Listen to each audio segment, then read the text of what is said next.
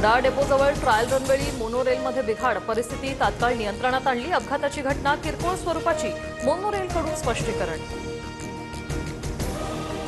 नवी मुंबई विमानतळाला दिबा पाटलांचं नाव देण्याची मागणी करणारी याचिका हायकोर्टाने फेटाळली। नागरी विमान वाहतूक मंत्रालयाला निर्देश देण्याचा कोणताही अधिकार नाही, हायकोर्टाचं स्पष्टीकरण।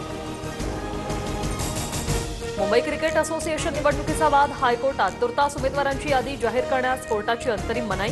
एमसीएच्या माजी कार्यकारी सदस्यांकडून निवडणूक प्रक्रियेला आव्हान।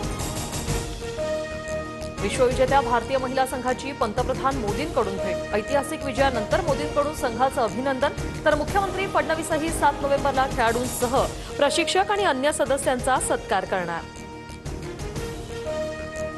एलन मस्क यांच्या स्टारलिंकची महाराष्ट्रासोबत औपचारिक भागीदारी, मुख्यमंत्री फडणवीसांच्या उपस्थितीत स्टारलिंकचा तंत्रज्ञान विभागासोबत सामंजस्य करार।